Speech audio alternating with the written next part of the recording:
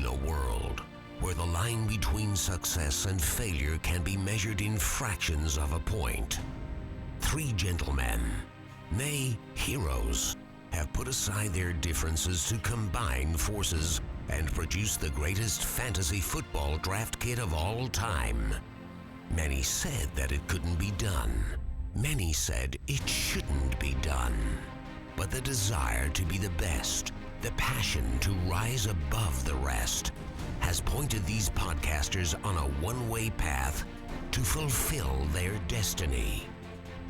This summer, from the creative minds behind the fantasy footballers, comes a blockbuster multimedia extravaganza, the likes of which has never been seen. Video profiles, stat projections, tier breakdowns, printable cheat sheets, rookie rankings, sleepers, busts, and so much more. Mike Wright calls it the one draft tool you can't miss. Andrew Holloway says it's changed his life.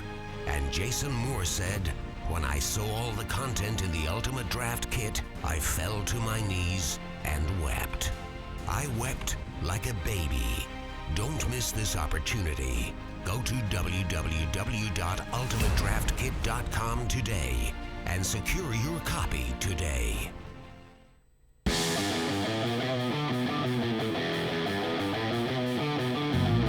Welcome to the Fantasy Footballers Podcast, coming to you from the FantasyJocks.com studios with your hosts, Andy Holloway, Jason Moore, and Mike Wright.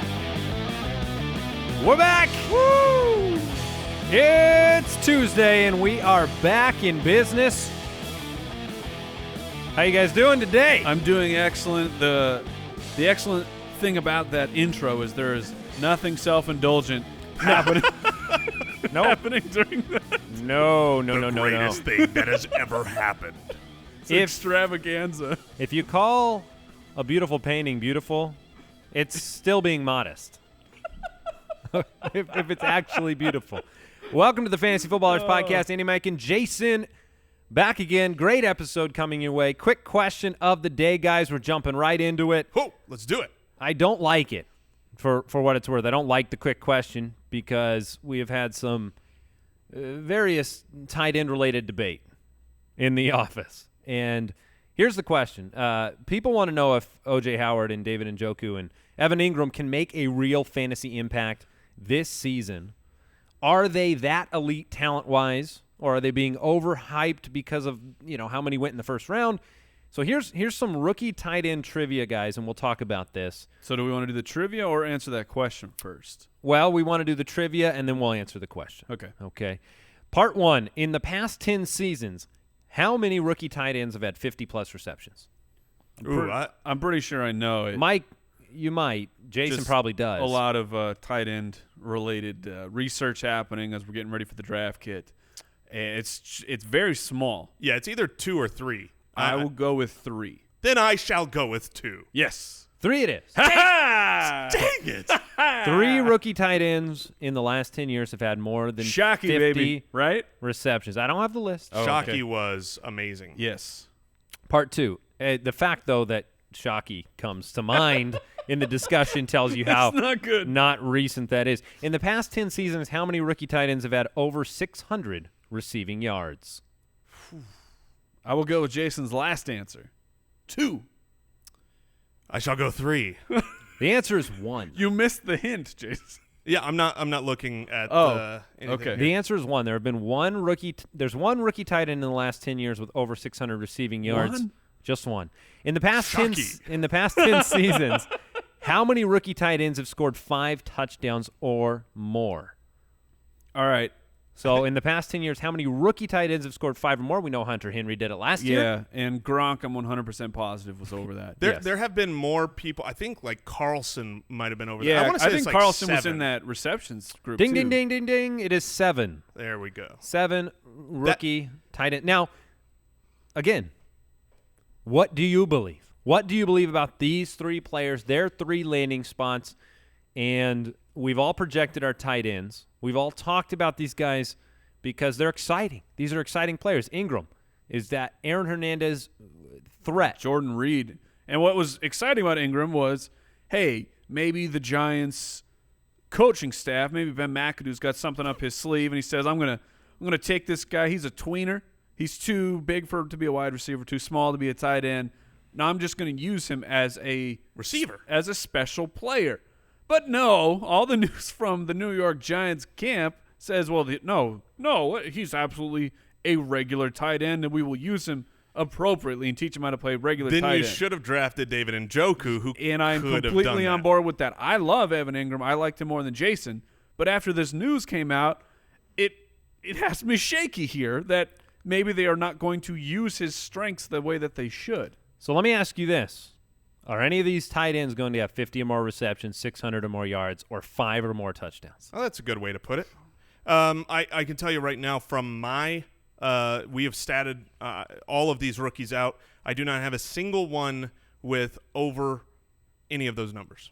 Okay. I do. And I know, let me just you be know clear. I do. I really like these guys, especially Njoku and Howard. I would throw in Everett as well. As far as long-term, great, really important fantasy players, I believe they will be that. But I don't see any of these guys making an immediate fantasy impact this year. I have Engram statted above that line. I have him at 60 for 625, but that was also done before all this nonsense of, well, we're going to teach him how to block. And so he may have to come down. And he was the highest of the rookie crop for me.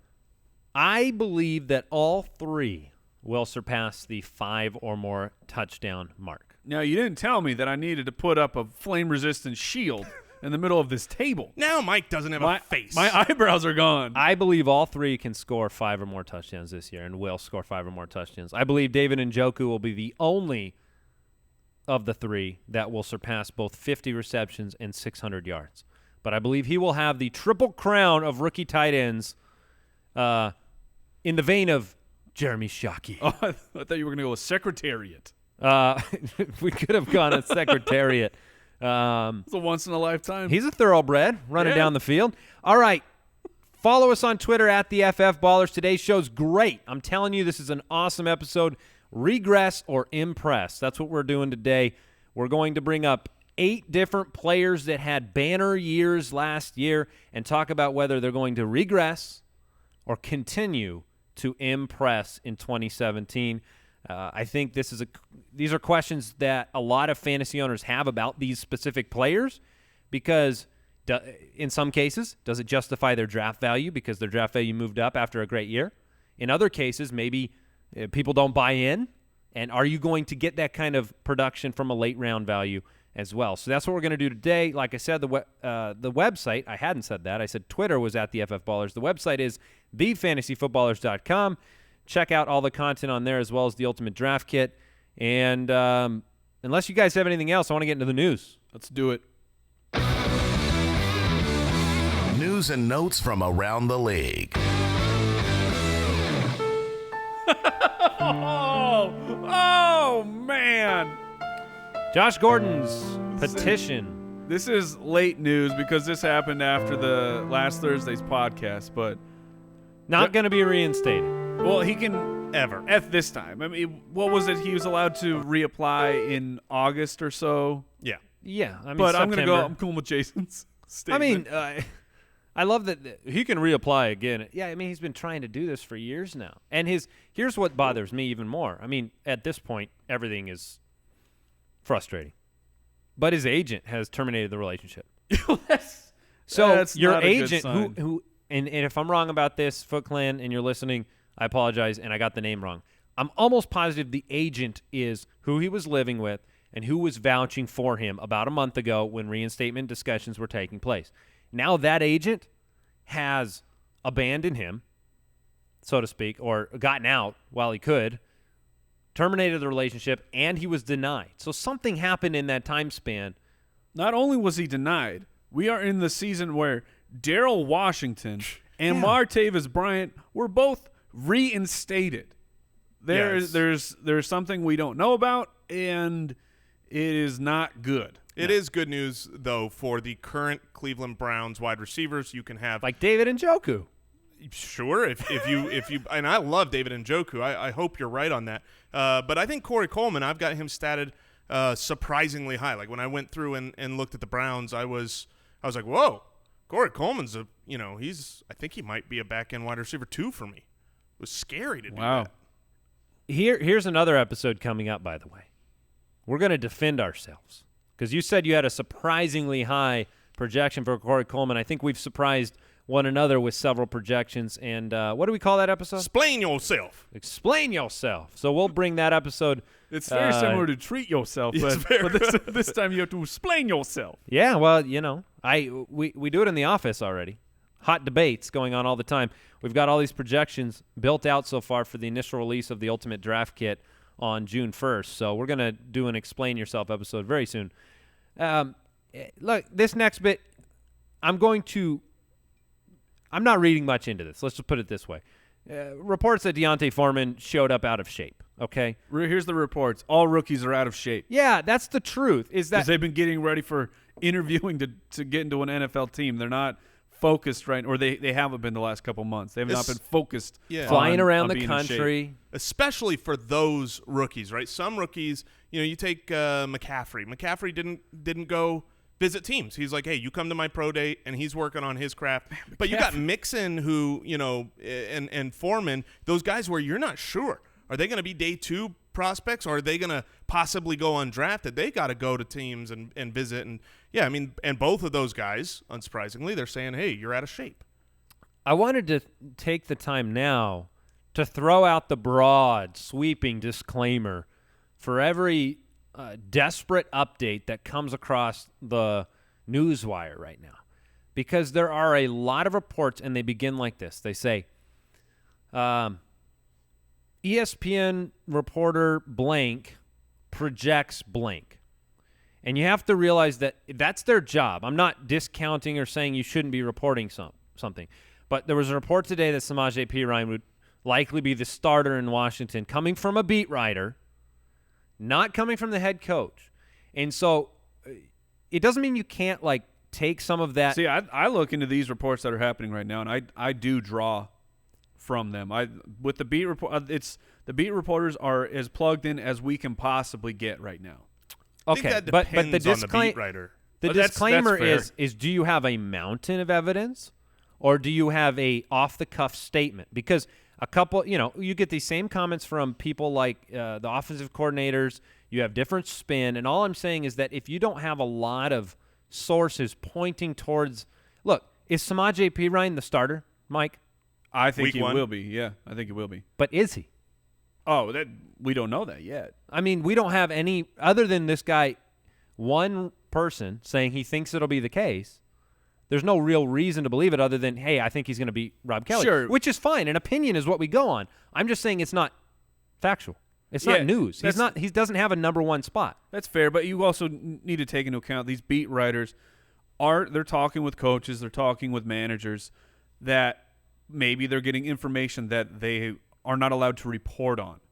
Yeah, I mean, you take everything as a piece of the puzzle, but I agree with Andy that these are very small pieces. I'm gonna listen and remember that this beat writer said that, but then I don't give it a lot of weight because also I believe out today Leonard Fournette is going to have to compete for that starting job because that's Tom Coughlin's team. Of course he is. But I'm saying, if I'm a beat reporter for Washington and I have a conversation with Gruden, he says this is off the record. I think that Perine's going to win the job. I would say fine, and then I would put out my rumor column that says I have a pretty good feeling that Perine is going to get the starting job. I agree with you, but this specific time, I believe there were a lot of ESPN writers that basically had to put out their projections for who's starting. Yeah, so this is more like this wasn't, I got news and I'm doing it. This is like, hey, everybody, it's Thursday. We need your depth charts. And then speaking of news to go, we were talking about these rookies showing up out of shape. Eddie Lacy, he made his first weight threshold. 253. He made it, so he's on his way. Why, $55,000 bonus for being 2 pounds under that weight limit. Oh man, That's what everyone needs. That's exactly what I need. I've been trying to lose weight. Will someone out there 55 grand? 55,000. Give me a reasonable goal. I will come in under. I'm All it pleased. takes 55,000. That's it. That's it. Any other news you guys want to get into? This is happening because, of course, it is. At Jay Grizz FFL, he's sweeping the nation. I got to give a shout out to the writers. They're doing a bear mock right now. What is a bear mock? They're drafting the best bears By breed? Well, I believe the rules are. Or is there like the Berenstein Bears in there? It's up to interpretation. If someone has not drafted the Berenstain Bears yet, then there's a steal waiting to Are happen. you allowed to do like Mike Is Bear Ditka? Grill has Hold on, Bear what's- Grylls been drafted? They've both been picked. Yep. Yes, Oh. I knew Bear Grylls, but hashtag Bear Mock if you want to follow around with that buffoonery. Yeah. All right. Well, let's get to the main event here. Regress or Impress. And, of course, Mike was sitting around with his guitar and set up a little intro for this segment. That don't impress me much. I told you that it's a disrupting ensemble of genres just colliding. I can't That's even my find life. myself. Hey, you're going to regress, you're going to impress. Those are opposites. You know, the music's got to reflect that. Let's start at the quarterback Am position. I the only person who, when you hear the word impress, one of the first thoughts that Shania Twain? is Shania Twain? Like, this Not me, sir. oh, that's my brain goes right there. For a lot of people, for a lot of years, one of their first thoughts was Shania Twain. This Just is for- very for the fair. record. Very fair. Quarterbacks, regress or impress at the quarterback position. Here's the two names I want to bring up. Kirk Cousins and Dak Prescott. Last season, 2016, these guys were number 5 and number 6 in the fantasy rankings. So do we believe that Kirk Cousins and Dak Prescott will regress from that finish or continue to impress with top 6 fantasy numbers? So I did a historical look here for Kirk Cousins because my gut says he will likely have some regression, but I'm not going to bury him. And I looked up, what are the yardage of historical quarterbacks lately? So since 2000, 15 times a quarterback has thrown 4,900 yards or more, and that's where Cousins was last year. 8 times coming off of that season, the quarterback played 16 games. So those were the only people what I looked at. Am I making sense? Yeah. Yeah. Andy's giving me the phone. I don't know. I'm with you. Okay, so only 8 times after these 15 quarterbacks threw for 4,900 yards, they played a full season. And what was also interesting Does that mean he has a 50-50 shot of getting hurt? No, well, some were 15 games. Okay. Just saying, so I didn't have a full season of data to go off of. What was more interesting to me off of this, 6 of those 8 times, quarterbacks had 39-plus touchdowns. So the touchdown number that Kirk had 25 last year, it did not match the historical output that these quarterbacks were putting out. I thought that was just interesting. So the regression that people had, there was really only 3 times there was a monster drop in yardage. Eli dropped 1,000 yards.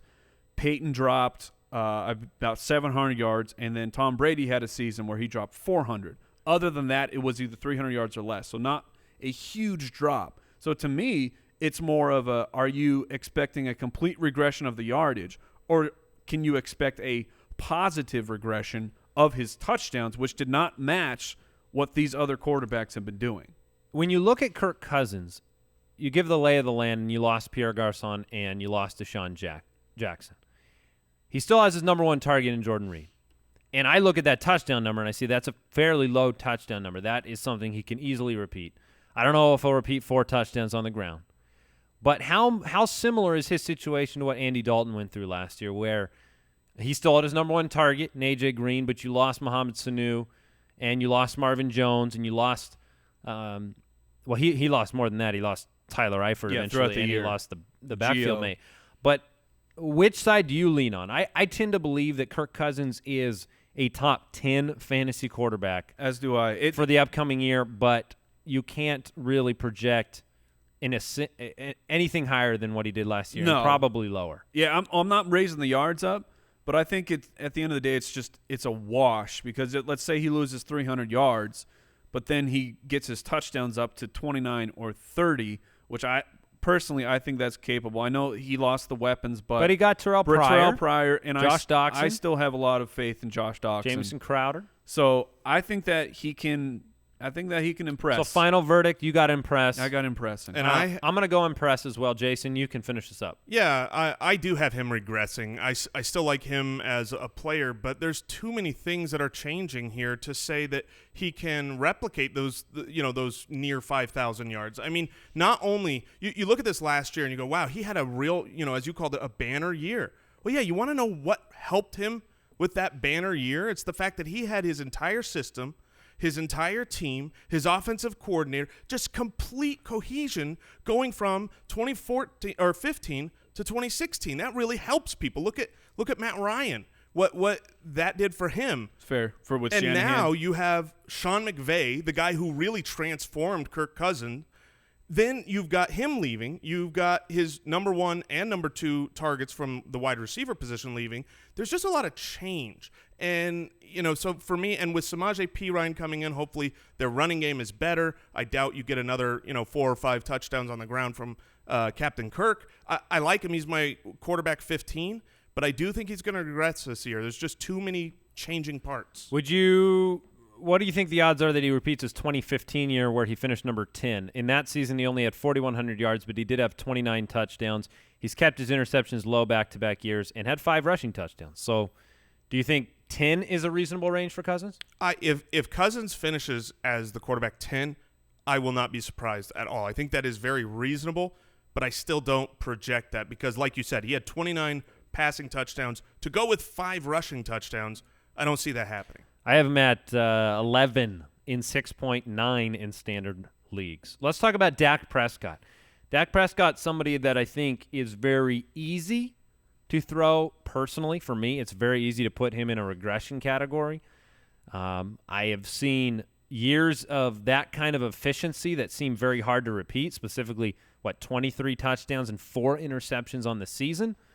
I find it hard to believe that Dak Prescott, as a young quarterback in the NFL, will be able to sustain efficiency numbers that would put him in that top 6 category. So for me, I don't buy into the fact that Dak Prescott can get there. I think I have him at 13 range, just outside the top 10. So he's a regression, but not to a desperate point of view. What I'm looking at for Dak, or I guess I'll say my biggest questions for him are what's going on with the defense? Because we know they've lost a ton of pieces in the secondary. And I guess that's the biggest question for me because the offensive line, I take it back. That's another question. They've lost a couple of big pieces. Something changing here live on the air? The questions just keep coming up. But can that offensive line keep it together? Because where his system, what he's asked to do, I think he can repeat those efficient numbers where you give a quarterback a ton of time, even the worst quarterback is going to be able to find an open receiver. The running game keeps the defense honest on you can't just completely key in on Dak. But last year, so many positive game scripts for the Cowboys, and you saw that come out in Ezekiel's numbers, and that meant that there wasn't a lot on Dak's shoulders. Weren't they 13-3 last year? That sounds about right. I don't Is have that the record, Brooks? Yeah, I think so. 13-3. But to me, a bigger question then also for Dak is the rushing touchdowns. He had 6 touchdowns. And I talked about on a previous show that I feel like those numbers can continue. And I took a look at rookies and, their rushing touchdowns, what has happened for them. And you had Cam, which he's really an outlier situation. He had 82 rushing touchdowns his rookie year. He went from 14 to 9, so it's hard to use him. Jameis had 6. He went down to 1.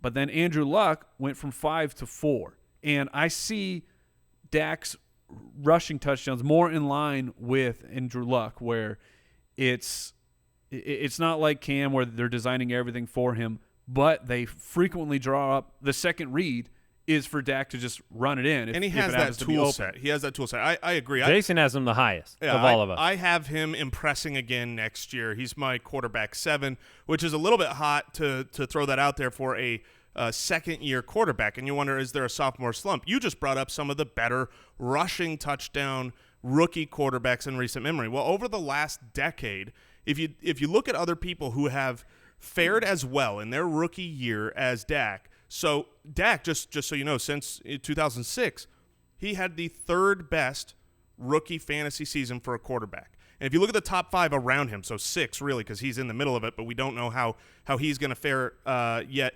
you've basically got a list of guys that just continue to impress. You got Cam Newton, you've got Robert Griffin, who got injured that second year but was pacing well that year. You have Andrew Luck, Jameis Winston, and Russell Wilson. Those guys all came out their second year and were absolutely fine, barring that injury. And so I look at Dak. He gets Dez Bryant for a full year now, and we saw that as the year went on, he figured out how to use Dez a little bit better. So I think a full – Did you wink when you said for a full year? Oh, no. I love Dez. Dez is playing 16 games. Dez is playing 16 games this year. And that's – Put it on the board. We'll see. Yeah, I tend to agree. I like Dez. But then so these quarterbacks, too, they're passing touchdowns. Mariota went up 7 touchdowns. Carr went up 11. Andy Dalton went up 7 touchdowns. Cam came down 2 touchdowns. Well, no, you generally but look. Jameis Winston went up 6 touchdowns. You generally see more latitude given to a quarterback coming into the second year. You're going to see it with Carson Wentz this year. So that's a strong argument in favor. I think the efficiency goes out the window. But if it doesn't, you have an elite fantasy quarterback that's done it 2 times in a row. I think it's up to the defense. If the defense can hold them in So you think he needs games. positive game scripts? Yes, I do. I think that he's good, but I also feel as opposed to Bortles, who did it from behind all the time. We haven't seen Dak fully tested. Under pressure. Right. We haven't seen that yet. It's hard to get pressure through that line. Yeah. Jonathan Cooper's on his way. He'll help out. He'll help out. Isaiah Crowell and Tevin Coleman are the 2 running back candidates for regress or impress. That's Isaiah Crowell and Tevin Coleman.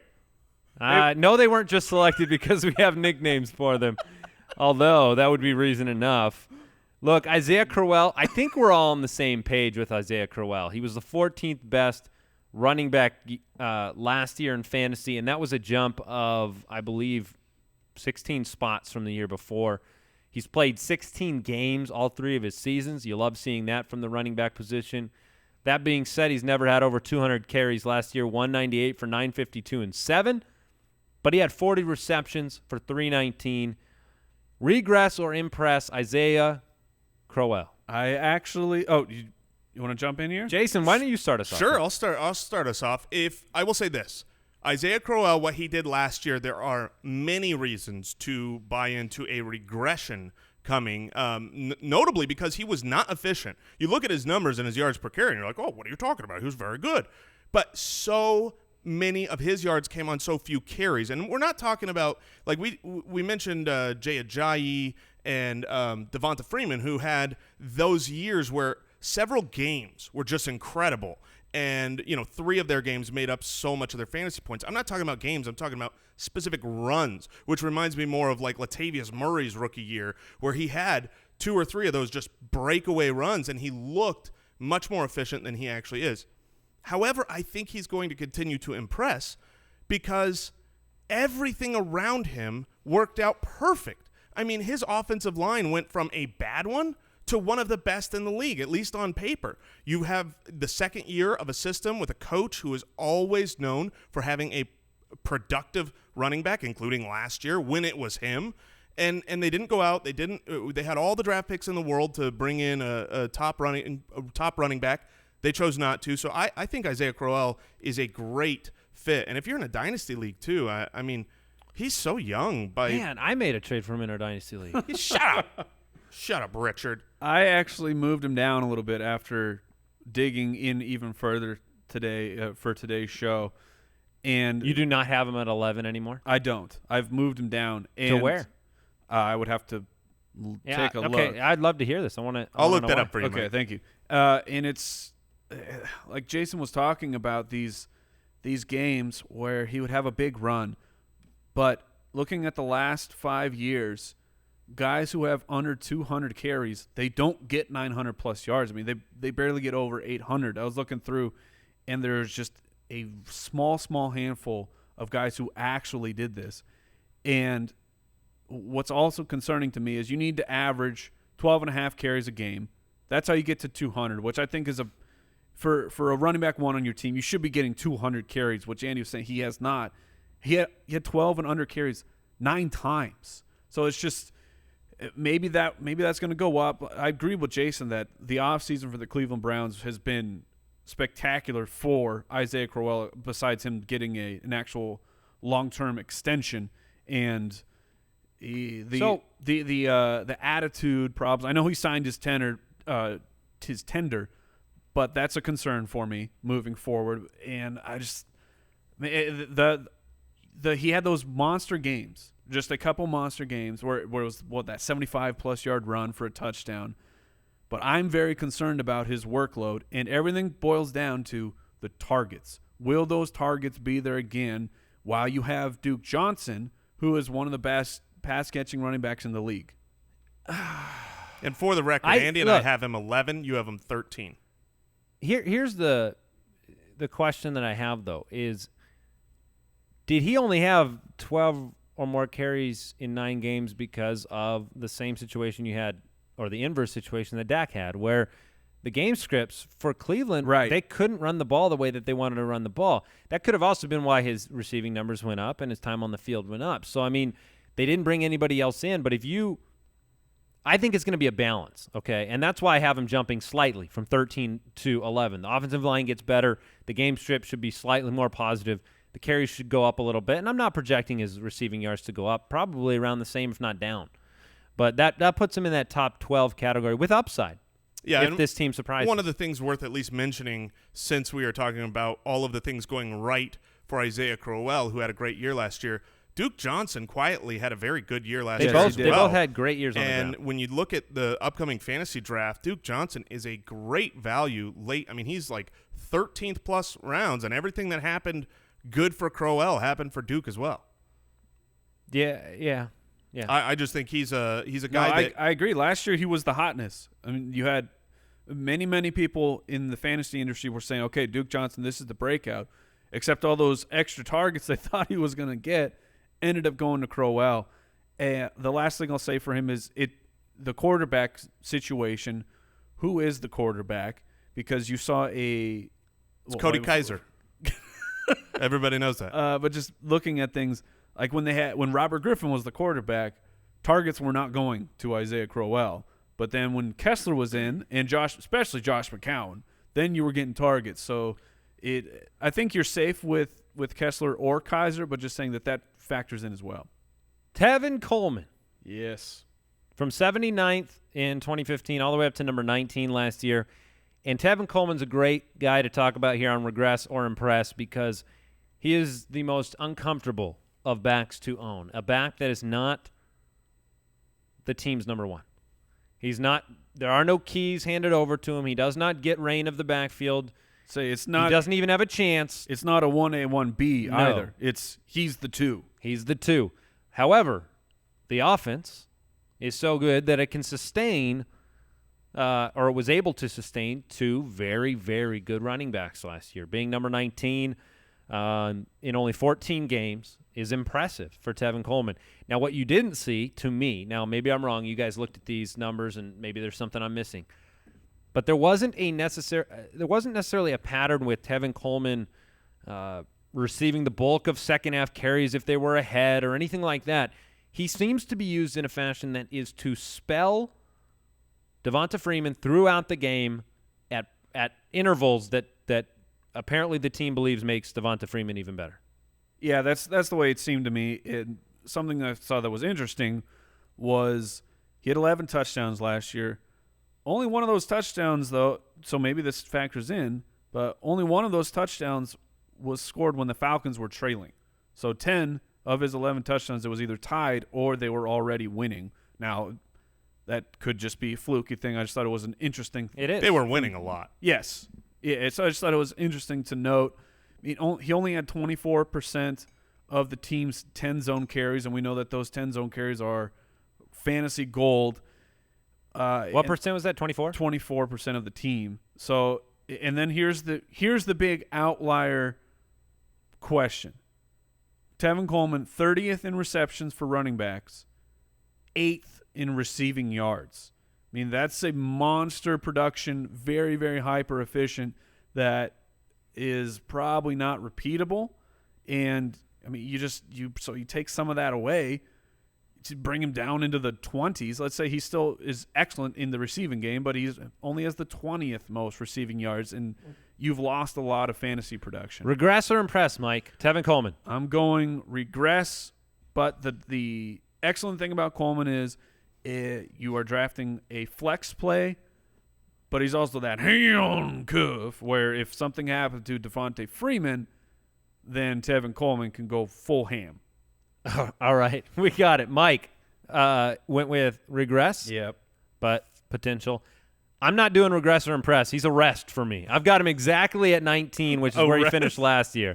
So he's going to rest right on that 19 spot.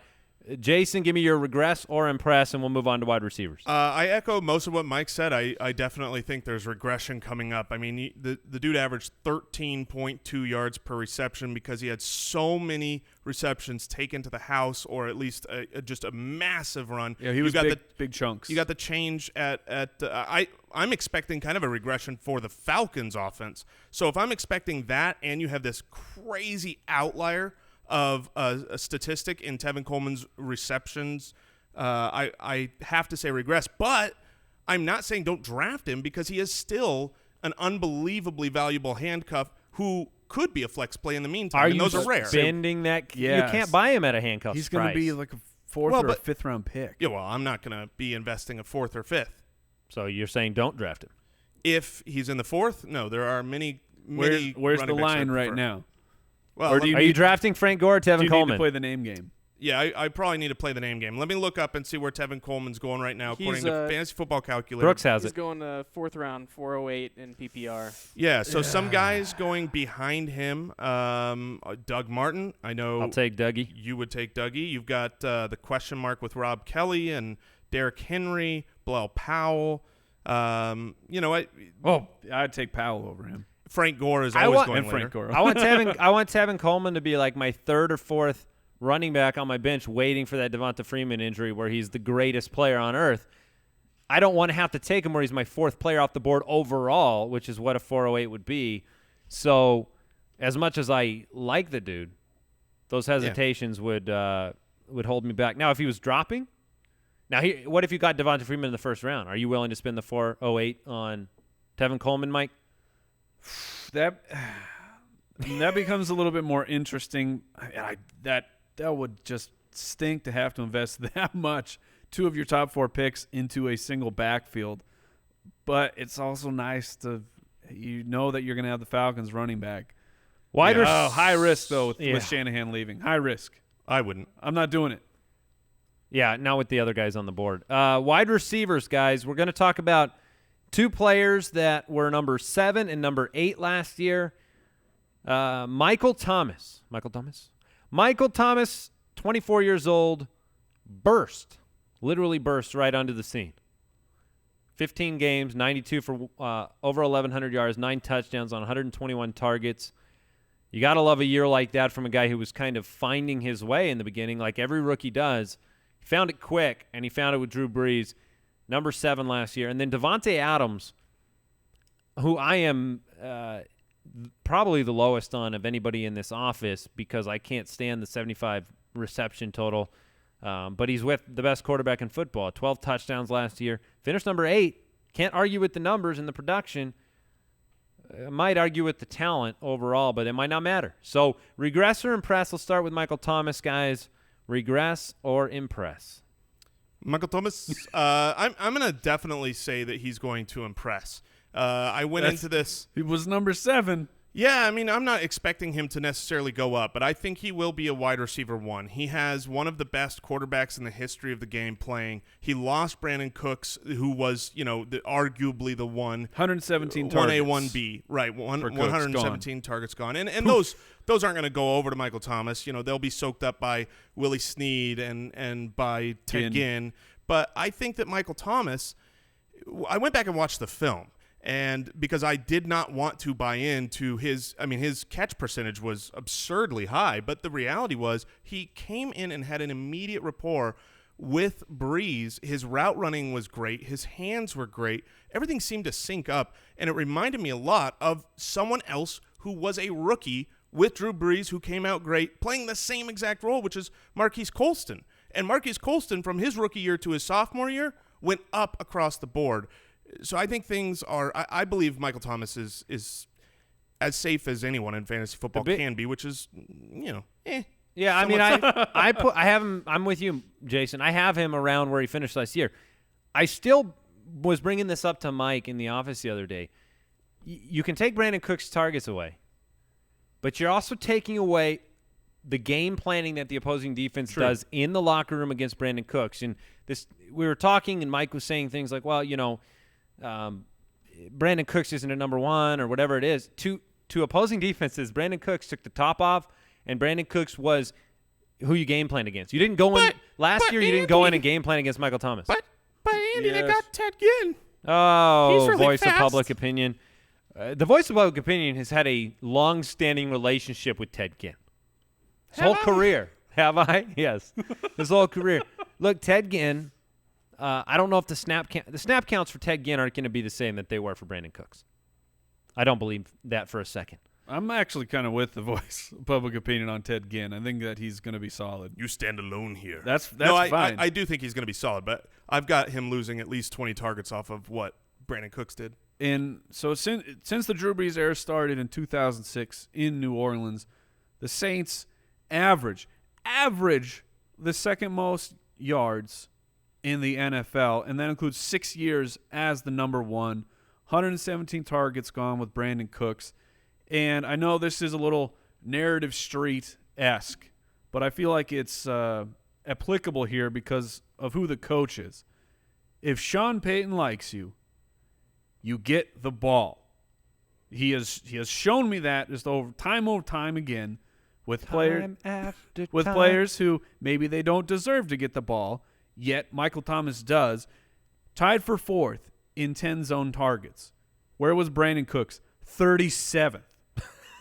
That's He's not getting targeted. That's more. That's higher. When they're inside the 10, Brandon Cooks is not seeing the ball. They're throwing it to Michael Thomas. So it's tough because of the game as Regress or Impress, because I don't think that he's going to finish higher than 7th.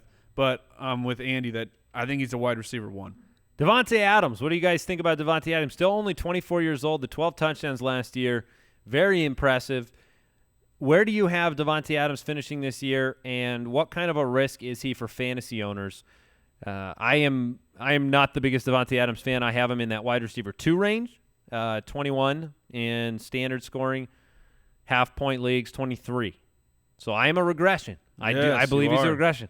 I think he'll be around 70 receptions, but I think the touchdown totals will come down a little bit, and that's going to be enough. That's what moved the needle for Davante Adams. What do you have his touchdowns at? 9. Okay. So 12 That's to fair. 9. I think 9's a great total. Sure. But I have him 71 for 909. Good season for the Packers.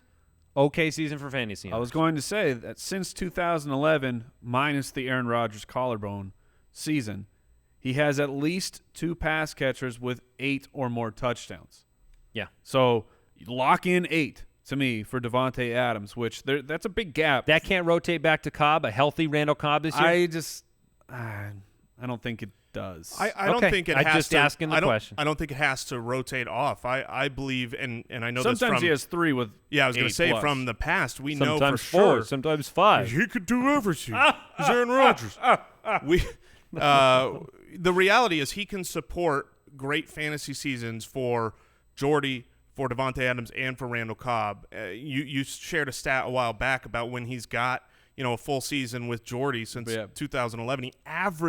He being Aaron Rodgers, averages 40 touchdowns. When I'm picking my quarterback, I'm wanting to make sure they get to 30, and it's like, you're averaging 40? That's nuts. And when I look at, since 2011, which is really when the newest era has started in football, in the NFL, I look at the names of receiving touchdown leaders. Of course, number 2 is Jordy Nelson. Of course. Don't even mind the fact that he missed a whole year. Okay, he's still. I will not mind that fact. He's still the second highest touchdown total. So angry. Well, I'm just saying it's unbelievable. But here, let me read you number 9, number 10, 11, and 12. Okay, or 9, 10, 11. Okay. Okay, this is since 2011. The number 9, 10, and 11 wide receivers in touchdown totals. You have Julio Jones, very good player. You have Larry Fitzgerald, first ballot Hall of Famer. Then there's a guy named James Jones. How's his talent? Is he any better or worse than Davante Adams? But he's very good at wearing oh, wait, I read that wrong. Under his jersey. I actually read that wrong. The name was Aaron Rodgers. Okay, whoever Aaron Rodgers wide receiver is going to score touchdowns. So I do have him regressing. I've got him down at 15, so he's going to drop a little bit. But I still think he is I've bought into the fact that he has that role established with Aaron Rodgers, and he's going to have touchdowns. Certainly more valuable in a standard league than a PPR. Yes, because more often than not, that role means 4 or less receptions. 10 of 16 games, he had 4 or less receptions. You don't get the PPR production. You are waiting for Aaron Rodgers to make his moment-by-moment trip into the red zone and then throw the ball to Davante. And he's going to be risky depending on where he ends up come draft season. Yes, I agree. The draft price is probably so regress or impress. Final word. I'm going regress on Adams. Mike? I'm going impress. Jason? I'm going to go with an impress, but I think he is still being overdrafted. All right, that's fair. Kyle, Rudolph, Zach Ertz, the regress or impress candidates at the tight end position. Look, Kyle Rudolph, number 2.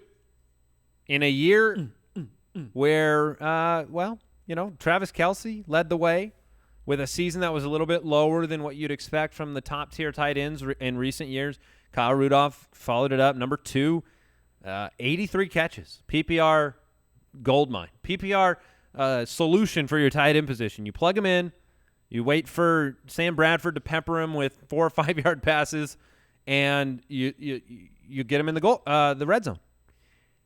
Year before, he only had 49 catches. So this was Sam Bradford, right? This is the magic equation here, was adding Sam Bradford to Kyle Rudolph, and you'd almost doubled his reception totals. So regress or impress, Bradford's still there. What do you think about Kyle Rudolph? What's your vote? I like him. I love Kyle Rudolph, especially with his draft price. I think that the insanity that is a guy who finished number 2, people are going to just bury him in drafts. The Sam Bradford effect is legitimate. This is not the first time that we've seen Sam Bradford favor his tight end.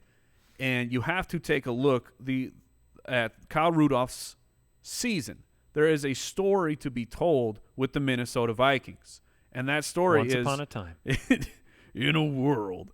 They did not come into the season hoping that Sam Bradford was going to be their quarterback. Because he wasn't on their team. They had Teddy Bridgewater, who has suffered a catastrophic, highly unfortunate injury, and they went, oh, crap, what are we going to do? They traded away a 1 to get Sam Bradford because the Eagles had taken Carson Wentz. And they did that. I mean, this is like a couple minutes before week 1 was going to start that they had to call up Sam Bradford. They said, don't worry, because we have Hall of Fame level Adrian Peterson. He's our running back. We will lean on him. Week 3, he died.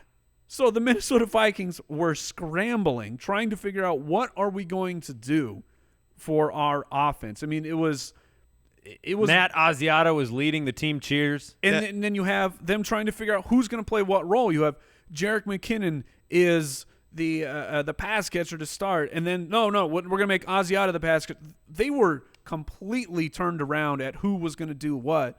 Meanwhile, Kyle Rudolph here is just cruising along, having a spectacular season in his first half. Just his first half production. If he ran that out all season long, It's 64 receptions. This is Rudolph. Yeah. So, because I'm saying in the second half, he Yeah. really heated up. However, in the first half, he was still going to be the tight end 6. This Right. this really is told like a good story. Nobody uses meanwhile better than you do. Sorry. I like Meanwhile. Rudolph, and I'm trying to sell people on him. Okay. All right. You've made. Listen to this, you because gotta I get know this. what I was going to bring this up if you didn't. I'm glad you have these numbers. They're unbelievable. His second half pace. Remember, Sam Bradford pulled up in a stretch limo during the first quarter of the first game.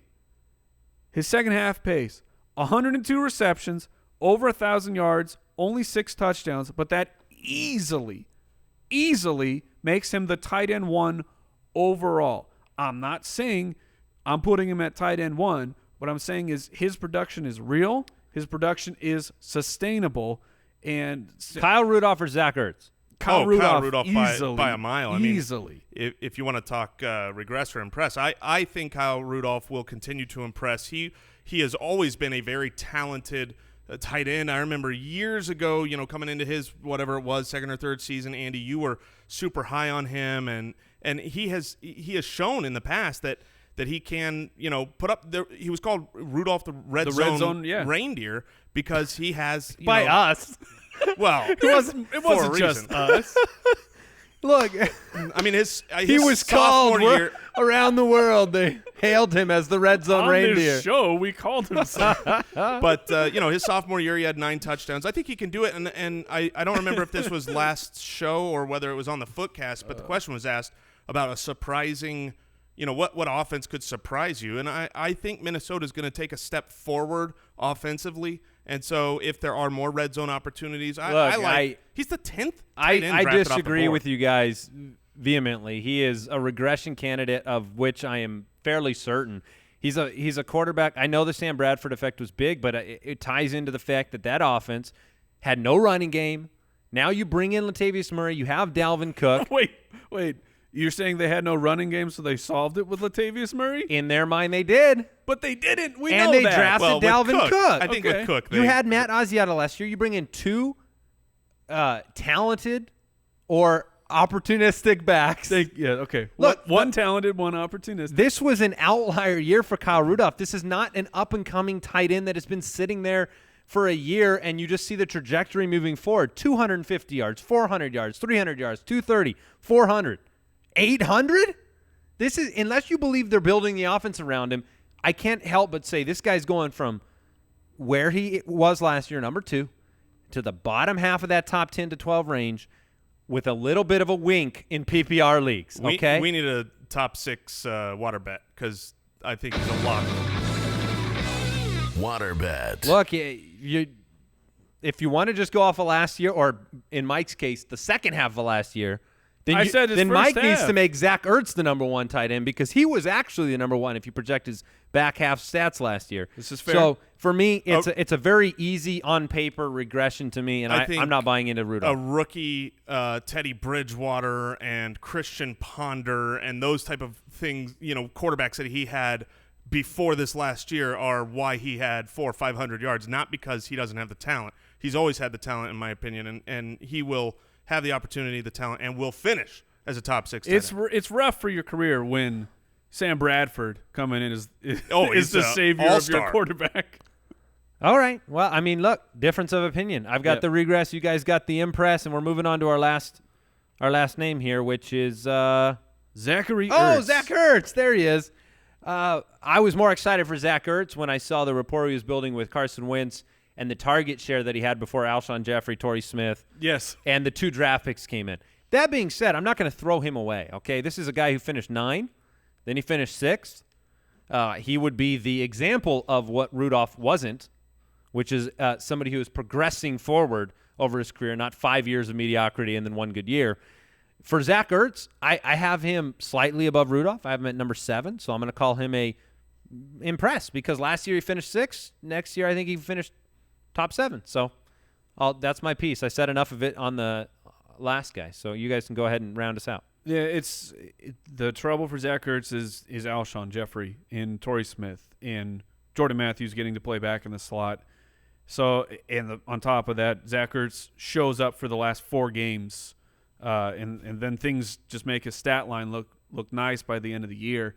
I have Zach. He Ertz. just doesn't score touchdowns. That has been the huge he problem. Certainly does not. I have him as a regression candidate, and mostly because of the new targets. I'm with Andy. Before Alshon was there, I love it. The Ertz breakout. Let's have it. Let's have it really happen. I can't buy into it. Yeah, one of the things that made Ertz was just his target share percentage, and there's no way he can sustain that target share percentage with actual capable wide receivers now in Philadelphia. I have him as my tight end 8, so I can't really say regress. But because his trajectory was high, impressing to me, I feel like Zach Ertz impressing would be he's taken that leap into a locked and loaded top 5. So I'm kind of in between, but I think he's going to be an all right tight end. There's a couple nothing I'm excited about. There's a couple things that's nice about Ertz when you're looking at a projection for him. One, much like Amari Cooper, you don't have this unsustainable tight end touchdown number that is going to regress and hurt you. Two, he hasn't had a season where he stayed fully healthy, and yet he still finished 9-6. So he only played 14 games last year, and he was part of that whole he was looking great with Sam Bradford.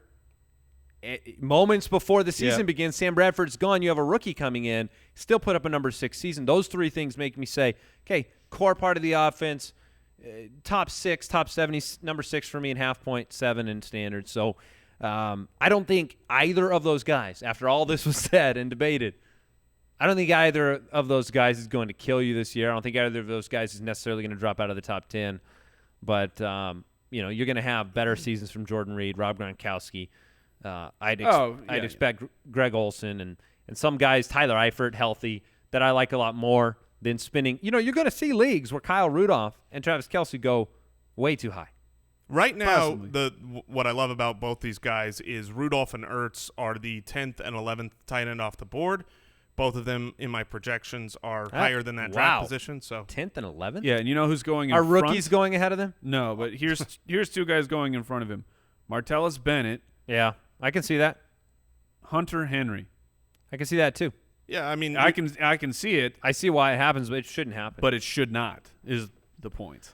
You can only do so much in this world, Mike, and then everybody makes decisions for themselves. We're going to take a couple seconds, answer a few voicemails, and then we'll wrap things up, but we want to answer some listener questions. Mailbag. Oh, it's time. Let's answer your questions. A lot of Dynasty questions coming in lately, with it being May and all. What? It's gonna be May. Visit the website, thefantasyfootballers.com. Go to the More tab and then click Submit a Question, and you can send in your question to the show. We answer a few on almost every show. And then you can also dial our voicemail hotline, 302-464-TFFB, and that's where we're going to kick it off in today's mailbag segment with a voicemail question that I have not heard. This has only been heard by man, the pressure's on Brooks. By Brooks, so hope there's no profanity. Hey guys, Jimbo here. Love the show. Longtime listener, Book Clan member. Had a question So about far, so good. kickers. I am the commissioner of my league, and I took kickers away last year. Half the league loved it, half the league hated it. I'm wondering if there's an in-between solution that I can find, perhaps removing the points per yardage for kickers and rather just giving 1 point for every field goal that's made. Curious to hear your thoughts. This is a heated topic in my group, and I want to find a democratic solution. Thanks, guys. Sounds like a good commissioner. I was going to say a thoughtful commissioner there. Look, he hit on what I would have done. I don't think you need to take kickers away. I think it's a fun thing to have more players to watch. I would nerf the scoring the same way I would do defenses, and so his solution would have been nerfing it more than I would have even suggested. I probably would have said 3 for a make, no matter the distance, no penalties for missing, and so you can't go negative. Yeah, I mean, that's exactly what I would nerf it to. Every year in our league of record, when I would stand up before the podium and say, I vote to remove kickers, and would immediately be rejected in that, I would say, I vote to nerf kickers. Because, when you get those, he kicked a 50-yarder, so you get 5 points. That's silly to me, and I agree with you. Or you get a blocked 30-yarder, which wasn't his fault necessarily. You lose points. So, yeah, I would say 3 points for, a field goal and 1 point for an extra point, no negatives, and move on with your life. Although you may need to look into the fact that you have a group of owners that are upset about kickers. That could concern you. All right, Eagles question about Alshon Jeffery. Why should I draft Alshon Jeffery with my third pick? When players like Doug Baldwin, Keenan Allen, Larry Fitzgerald, and Brandon Cooks are also available. I guess he's asking this based on our rankings. Possibly. Seeing Alshon Jeffery up in the 10-11 range for me. Look, I have a very complicated answer so track with me. He's enormous. Okay, I think I'm following you. You with me so far? So far. Look, at the end of the day, you've got a guy on a one-year deal with an up-and-coming quarterback, and he's enormous. When he plays, he's team big wide receivers happening right now. When he plays, he scores. The end. Yes. The when end he of the plays, story. he does, yes. So unless you're projecting injury, which by the way Keenan Allen is very familiar with, I don't. If you want to take one of these other guys, take them. Our rankings are based on our projections. I'm not sure Jason is where me and Mike are with Alshon Jeffrey. He did have to move him up, and I loved it. Yeah. So here's where I am on Alshon because I don't want to like him, by the way, because I don't like guys that get hurt like Mike. Yeah, Mike likes those guys. I had Alshon at 30, and I was throwing some shade on Alshon. I looked into it because I wanted strutting around like hot stuff. Like, look what I did to Alshon Jeffrey. Well, I took another look, new information. And I had to move him up. I did because the touchdown total I was projecting for Carson Wentz was there were some there were some absent touchdowns. But I will say this: his upside is not what his upside has been in the past. And you could say, oh, all he does is score touchdowns. But he had that 1 year where he played 16 games, got 10 touchdowns. So it was great. But we're living on that. Like his next highest touchdown total was 7. The next highest is 4. He has not really ever strung together, multiple years of great touchdown production. We just think he is because he's big. And so I think Carson Wentz, he is not going to be throwing 30 touchdowns next year, and he does have more options. He's still got Zach Ertz. Maybe some touchdowns start going his way, or Torrey Smith or Darren Sproles, and you have injury risk. So for me, I think he is a fine he's going to be all right. He's a wide receiver 2 for me. But in the third round, if Doug Baldwin's there, I'm taking Doug Baldwin personally. I also like that he's a chunky guy.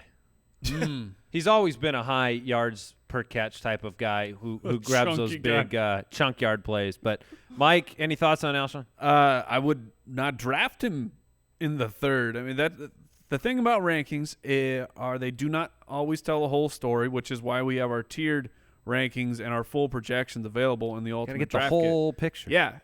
Sometimes you got to take a step back because it's a PPR league. I'd rather have Larry Fitzgerald, and it depends on who else is on your team. So there's a lot of big questions here. I'm not telling you to take Alshon in the third because I would not do that. I'm laughing over here at this question. We'll wrap it up with this one. A reminder, Mike just brought up the Ultimate Draft Kit. There are 16 days left to get it at pre-order pricing at ultimatedraftkit.com. The cheapest you can possibly get it.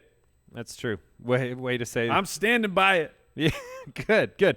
This question came in, and the title of the question is all capitals, and it says Kelvin Benjamin. And he said, "Listen to this. Last year, guys, I traded away Michael Thomas for Kelvin Benjamin. Oh no! And the person I traded with will not let me forget about it. As they shouldn't. Is K Binge going to have a bounce back year? I am getting him very late in mock drafts, but when should he be going?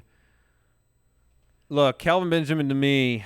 Hey, the loudest panic alarm of all time. I may not have turned the sound down after that voicemail. But here's the thing. Hopefully you had Kelvin Benjamin for weeks 1 and 2 because that was spectacular. Oh, that's when the trade happened. Very good. Oh, that's absolutely when the trade happened. Right off the – I'm guessing week 4 because he had the 2 good weeks and he had a down one, and then I bet that's when the trade happened. Probably Michael Thomas had a good week. But, look, Kelvin Benjamin has some things stacked against him. One of the concerns about Benjamin when he came out of college was the motor. Did this guy want to play football enough?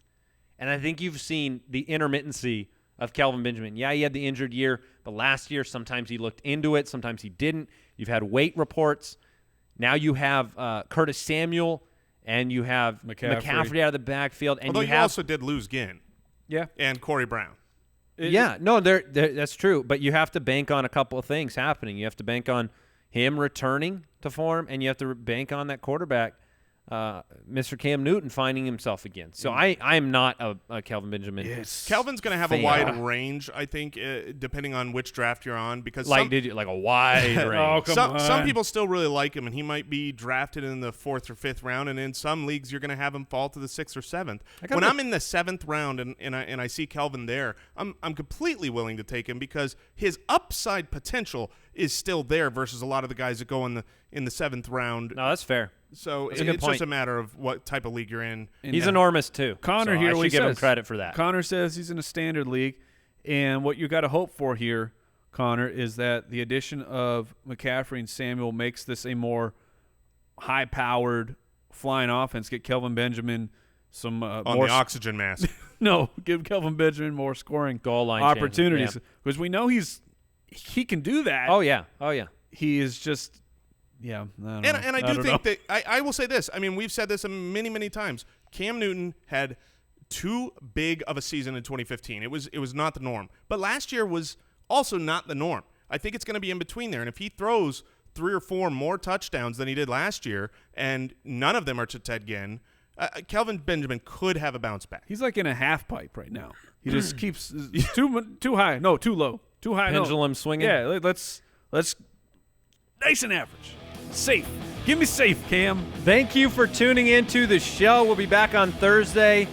Don't forget, we ramp this thing up to 5 days a week starting in August. So check out fantasyjocks.com for trophies. The promo code is footballers. Bye-bye. Thank you for listening to another episode of the Fantasy Footballers Podcast. Join our fantasy football community on jointhefoot.com and follow us on Twitter @TheFFBallers.